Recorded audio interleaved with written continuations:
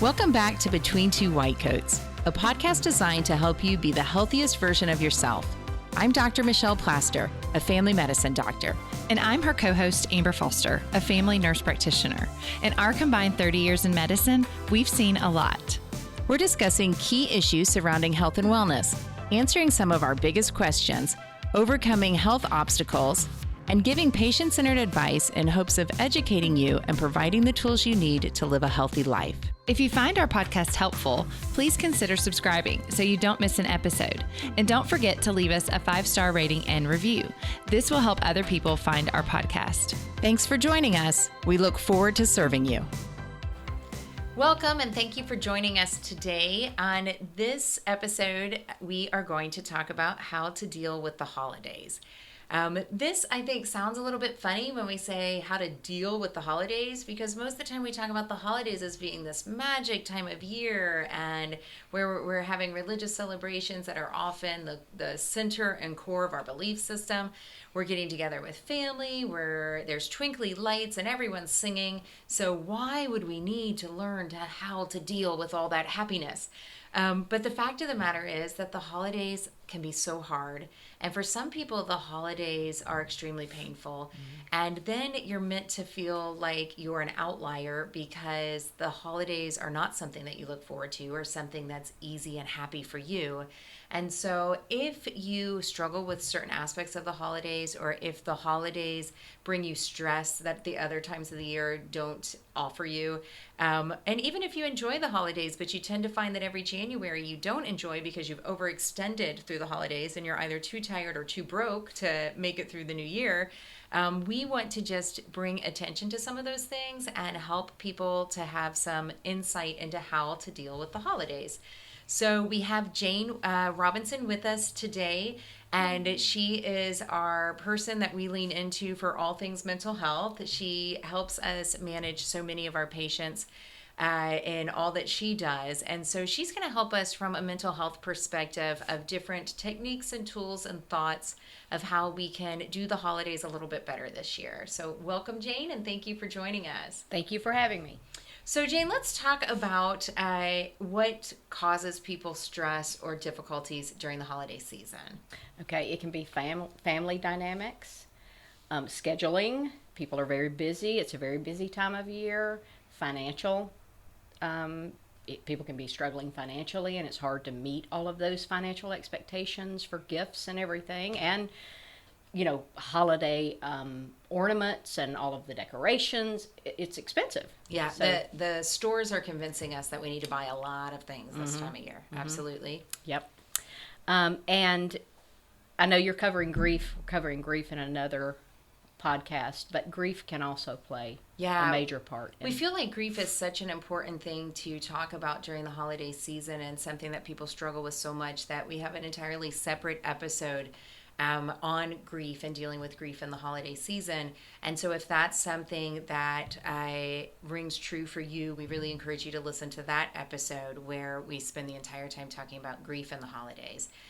So we're going to focus on some of these other things in this episode to help people have some tools to be able to navigate the holidays better. What we're hoping is, whether you dread the holidays, whether you feel it's just exhausting to recover from the holidays, or even if there's just little pieces of it that are stressful for you, that we're going to be able to help you navigate the holidays better this year so that you can enjoy the holidays. Let's talk about these different components. Where do you want to start, Amber?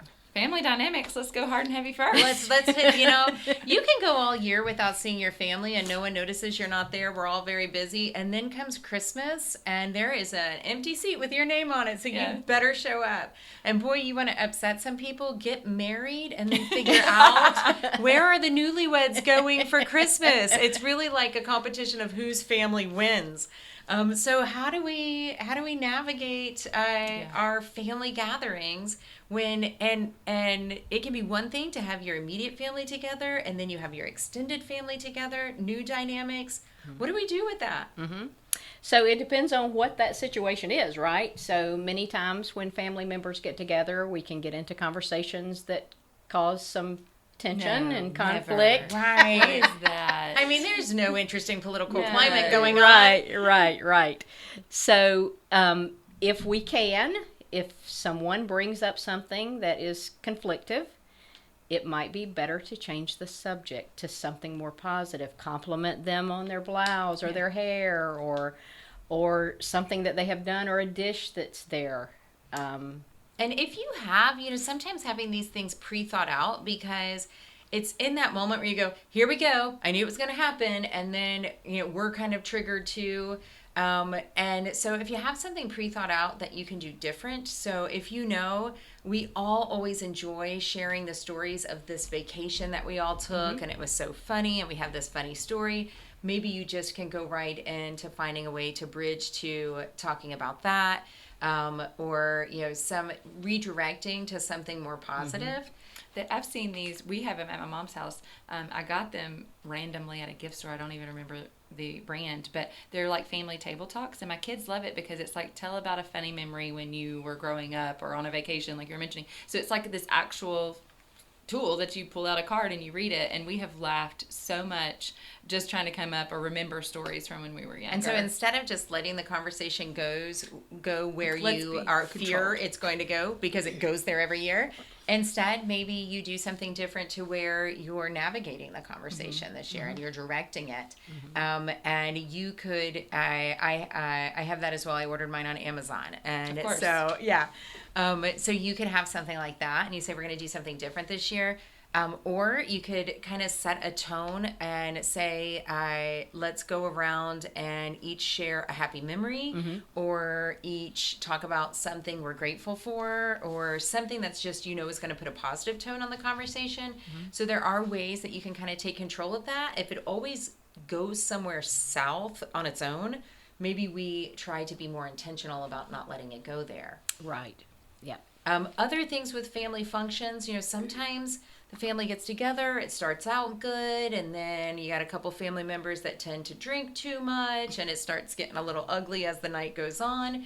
And so create some boundaries for yourself where you may say, you show up saying, we can only stay for this period of time because we've committed to doing this other thing. Or you don't have to give a reason. You could say, I'm sorry, this year we can only stay for this long, or just excuse yourself at a certain time. But kind of having this thought out in advance and being prepared for the first 2 hours are fine. It's the time after that that doesn't seem to go well. No one says that you have to stay beyond that time. Right. Limited exposure can be very beneficial. And in talking about setting boundaries, Dr. Plaster, it can be challenging for people to set boundaries, especially if they haven't set boundaries in life before. And so when you start setting boundaries, people may interact with you a little differently.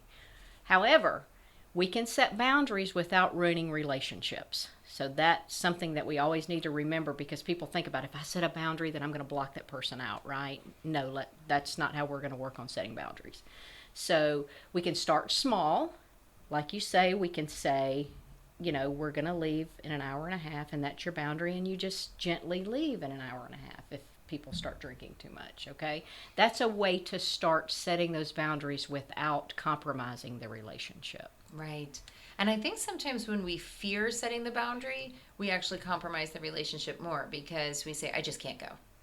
And so instead of going with boundaries and feeling entitled to your boundaries, you instead just kind of retreat from the entire thing, and then you really are absent and missing out on things, or not being able to have any connection. So I think if you really struggle with these kind of things, doing some work on boundaries, and lots of times that's hard work to do, and having a therapist help guide you through how to set boundaries and how to respect your own boundaries and sustain those would be really helpful work to do.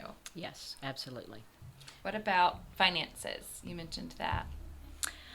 So with finances, I think we can move to like we said, this is very media related, right? It's very, we have retail reports coming out around Christmas time about how much people have spent, and they try to increase that every year. So we have to understand they're promoting that, right? What we can do is we can make something for other people that might not be as expensive as out there buying gifts. We could shop at some of the discount stores. That's another way.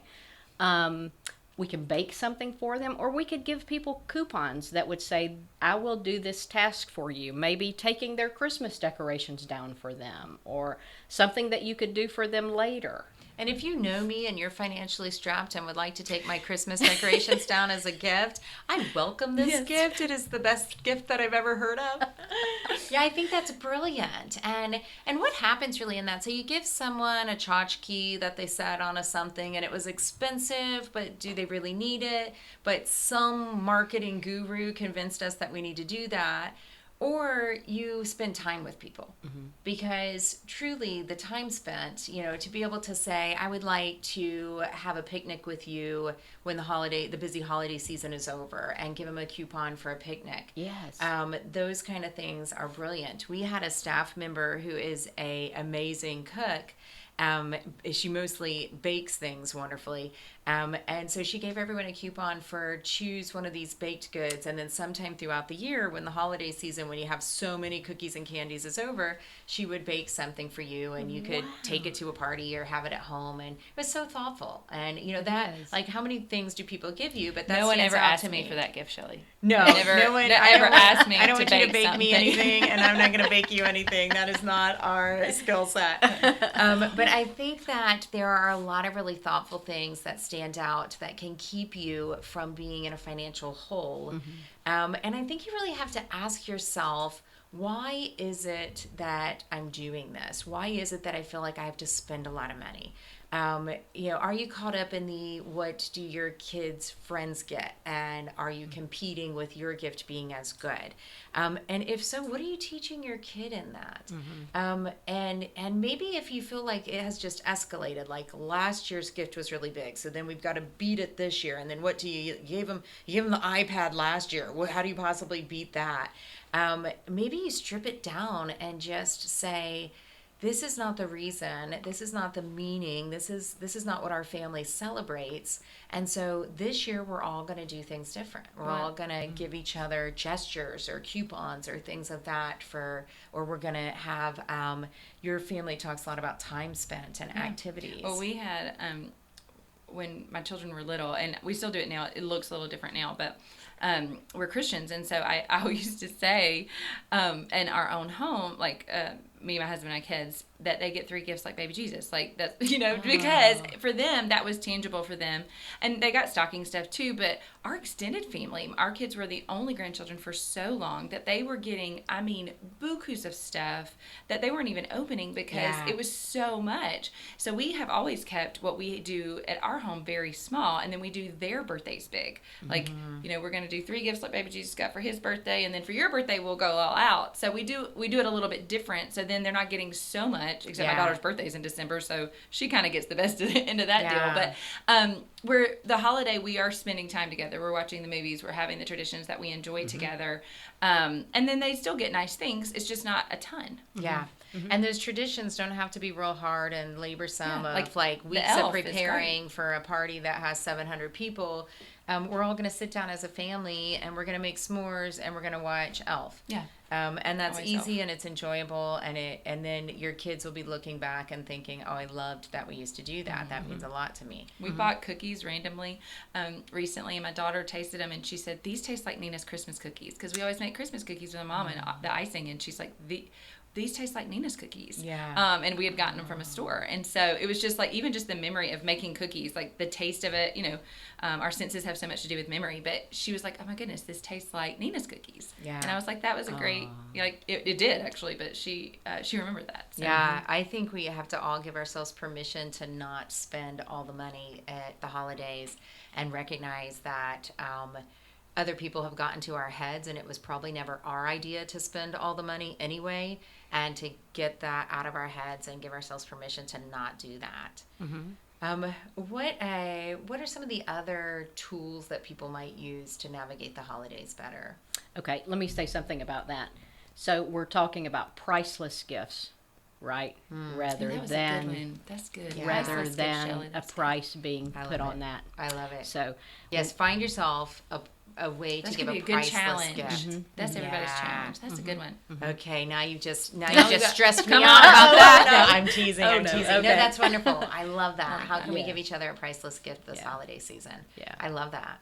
We mentioned scheduling too. So, what ideas do you have about scheduling? Okay, so writing things down, prioritizing, right? So we do need to prioritize during the holidays because we can't be at every single party. So we may have to pick certain parties that we can be at and maybe decline offers for others.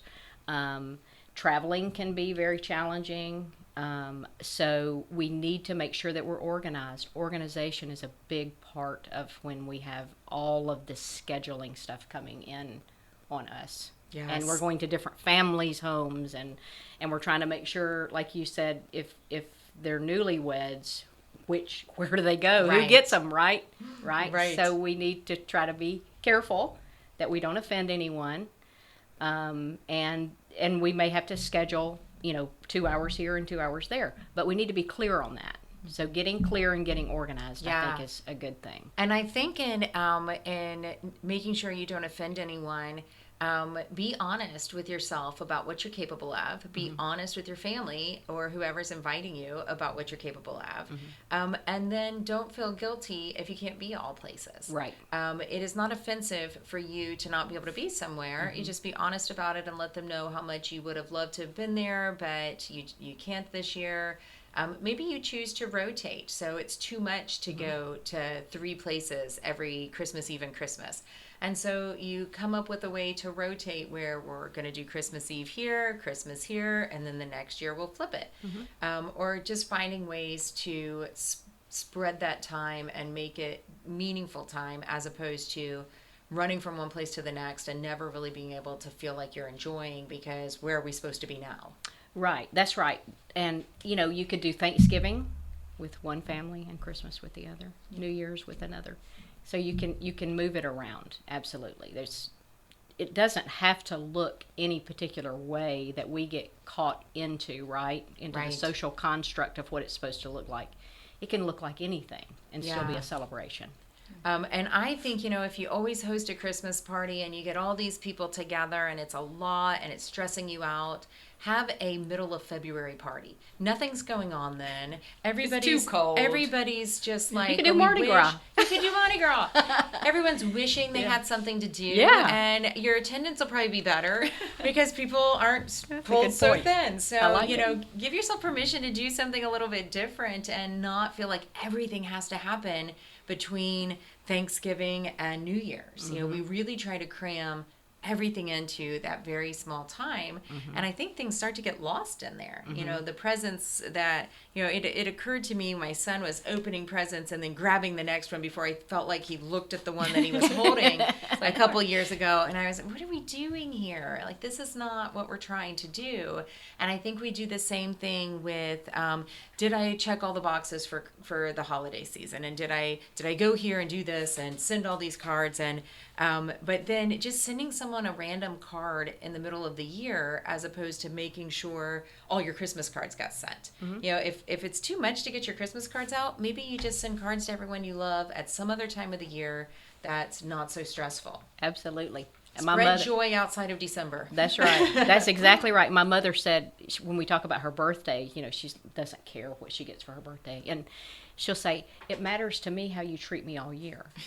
Right? So That is such a mom Yeah. answer, and I love It it, is. and I'm It going to have is. to steal it.